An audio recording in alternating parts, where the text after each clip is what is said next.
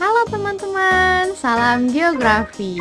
Nah, dalam video pembelajaran kali ini kita akan mempelajari lebih dalam tentang persebaran flora dan fauna di Indonesia.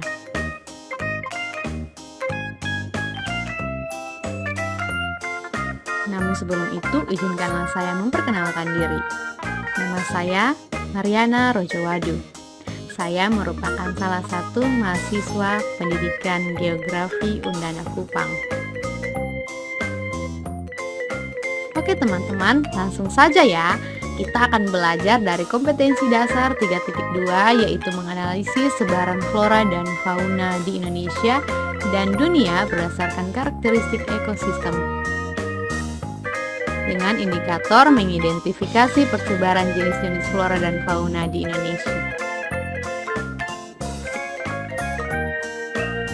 Nah, tujuan dari pembelajaran ini, setelah mengikuti proses pembelajaran, peserta didik diharapkan dapat mengidentifikasi faktor-faktor yang mempengaruhi sebaran flora dan fauna dan mengidentifikasi persebaran jenis-jenis flora dan fauna di Indonesia. Oke teman-teman, simak penjelasan berikut ini. Ya, seperti yang teman-teman tahu bahwa negara kita kaya akan flora dan fauna yang tersebar dari Sabang sampai Merauke. Teman-teman pasti tidak asing lagi dengan hewan satu ini. Komodo merupakan hewan endemik yang hanya berada di NTT saja. Komodo tidak akan kita temui di wilayah lain selain NTT. Begitupun dengan burung kasuari yang hanya hidup di daratan Papua dan masih banyak lagi hewan dan tumbuhan yang dapat kita temui di beberapa wilayah saja, padahal mereka semua hidup dalam satu wilayah negara kepulauan Indonesia.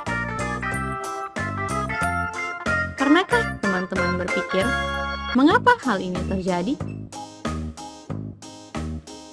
Jadi teman-teman, yang menjadi faktor penyebab persebaran flora dan fauna di berbagai daerah itu ada beberapa faktor. Oke, mari kita pelajari satu persatu. Yang pertama, iklim. Iklim cukup dominan memengaruhi pola persebaran flora dan fauna.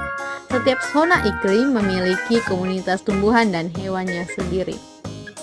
Beberapa unsur iklim itu antara lain suhu udara, kelembapan udara, angin, curah hujan, dan cahaya matahari. Nah, kelima unsur iklim ini saling berkaitan satu sama lain. Misalnya di daerah-daerah yang berada pada zona lintang iklim tropis seperti Indonesia, yang menerima penyinaran matahari relatif lebih banyak pada setiap tahunnya. Hal ini tentu berpengaruh pada suhu, kelembapan udara, angin, dan curah hujan, yang kemudian juga berpengaruh pada jenis flora dan fauna yang ada di wilayah tersebut, karena mereka harus menyesuaikan diri dengan keadaan tempat mereka hidup.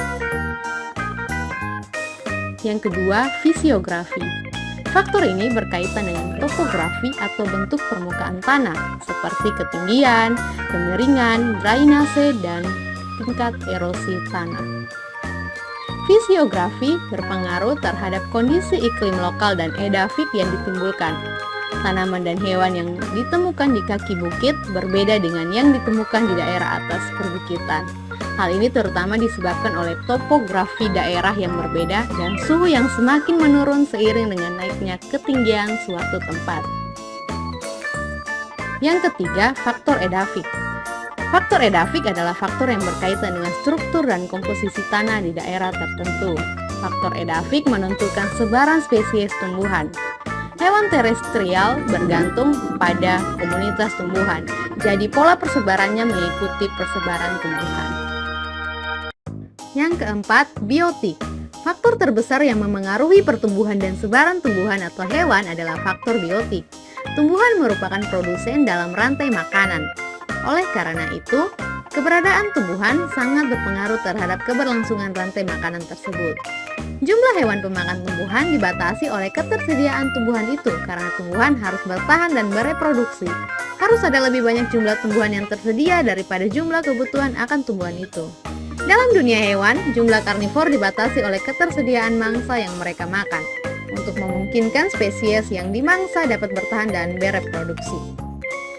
Nah teman-teman, Komponen biotik yang berperan sentral terhadap sebaran flora dan fauna di suatu wilayah adalah manusia.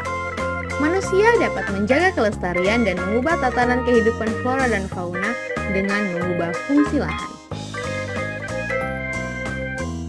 Jadi, itu tadi faktor-faktor penyebab persebaran flora dan fauna.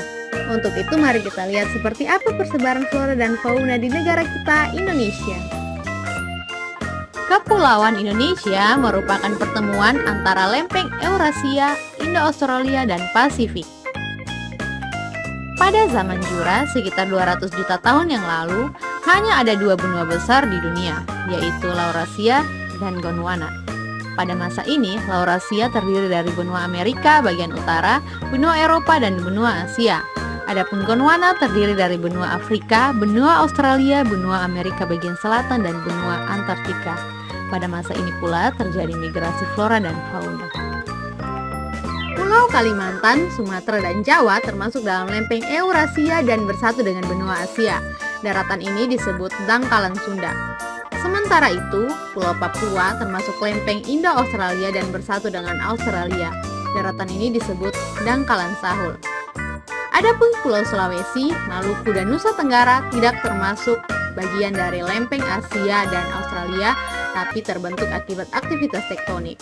Kondisi ini tentu saja berpengaruh pada keanekaragaman flora dan fauna di Indonesia.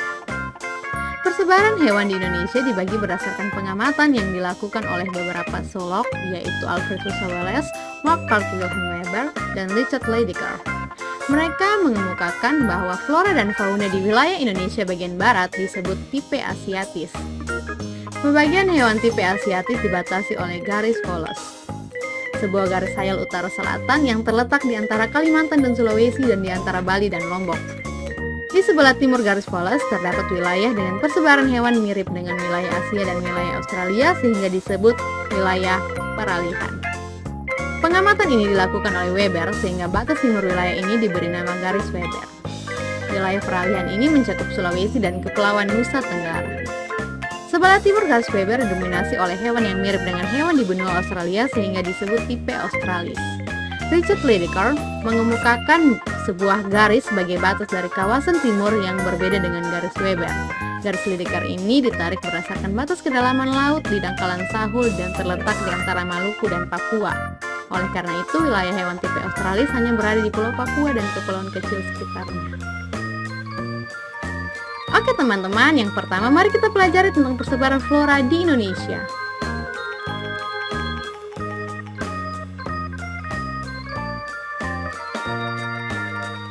Nah, ketiga kawasan flora ini terbagi atas 3 wilayah besar, namun dibagi lagi menjadi 4 wilayah, yakni wilayah flora Sumatera Kalimantan, wilayah flora Jawa Bali, wilayah flora Kepulauan Wallace, dan wilayah flora Papua.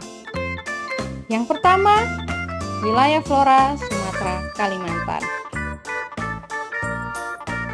Dengan tipe iklim tropis atau tropis basah dengan tingkat kelembapan udara tinggi, curah hujan tinggi, dan suhu rata-rata tinggi. Tipe vegetasinya berupa hutan hujan tropis, hutan bakau atau mangrove, variasi spesies heterogen, serta tingkat kerapatan tinggi. Dengan contoh flora, yaitu Rafflesia arnoldi, meranti, damar, anggrek, lumut, cendawan, dan tumbuhan paku-pakuan. Yang kedua, wilayah flora Jawa Bali memiliki curah hujan dan tingkat kelembapan yang semakin berkurang ke arah timur. Dengan tipe iklim wilayah Jawa Barat hujan tropis dan monsun tropis di wilayah utara Pulau Jawa yang memanjang dari Jawa Barat bagian utara, Jawa Tengah sampai Jawa Timur, serta beberapa wilayah sabana tropis. Contoh flora yang terdapat di wilayah ini berupa pohon jati di hutan monsun tropis sebagai pohon asli, serta Pinus mercusi dan cemara di pegunungan. Yang ketiga, wilayah flora Kepulauan Wallace yang mencakup Pulau Sulawesi, Kepulauan Nusa Tenggara, dan Kepulauan Maluku dengan tipe iklim lebih kering dan kelembapan udara lebih rendah kecuali Maluku. Tipe vegetasi di wilayah ini berupa sabana dan stepa tropis di Nusa Tenggara, hutan pegunungan di sekitar Sulawesi, dan hutan campuran di Maluku dengan berbagai jenis rempah-rempah. Dengan contoh flora yaitu pala, cengkih, kayu manis, kenari, kayu eboni, lontar, dan kayu cendana. Nah, yang terakhir yaitu wilayah flora Papua dengan tipe iklim hujan tropis dan tipe vegetasi hutan hujan tropis, vegetasi pegunungan, vegetasi bakau, dan corak Australia Utara, sabana di bagian tenggara, dengan contoh flora yaitu eukaliptus. Oke teman-teman, itu dia persebaran flora di Indonesia. Berikutnya, kita akan belajar tentang persebaran fauna di Indonesia. Persebaran fauna di Indonesia terbagi atas 3 wilayah, yakni Indonesia bagian barat, Indonesia bagian tengah, dan Indonesia bagian timur. Oke, yang pertama, Indonesia bagian barat, yang biasa disebut hewan asiatis, mencakup wilayah Sumatera, Jawa, Bali, dan Kalimantan. Contoh fauna pada wilayah ini yang pertama hewan mamalia berupa orangutan, monyet, kerbau, tapir, banteng, dan rusa. Hewan reptilia berupa buaya, biawak, kura-kura, ular, kadal, dan tokek. Jenis burung di wilayah ini berupa burung hantu, elang, jalak, merak, kutilang, dan rangkong. Yang kedua, ada Indonesia bagian tengah yang disebut hewan peralihan, yang mencakup Pulau Sulawesi dan Kepulauan Nusa Tenggara dan juga Kepulauan Maluku, dengan contoh faunanya berupa kuda, sapi, rusa, ikan duyung, kuskus, dan musang sebagai hewan mamalia. Untuk jenis reptil ada komodo, kura-kura, buaya, ular, serta soa-soa. Dan jenis burung ada burung dewata, maleo, raja udang, burung pemakan lebah, kakatua, dan miri.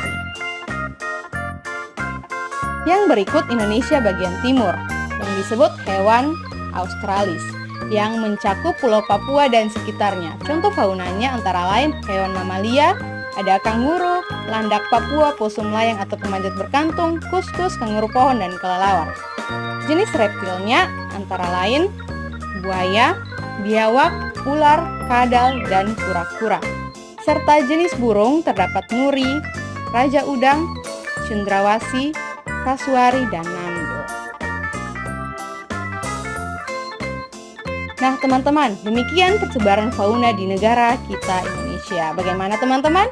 Pasti sudah bisa menjawab pertanyaan di awal tadi kan? Pasti sudah dong. Oke, kalau begitu sampai sini dulu ya pembahasan kita tentang persebaran flora dan fauna di Indonesia. Tetap semangat belajar ya. Salam sehat dan terima kasih.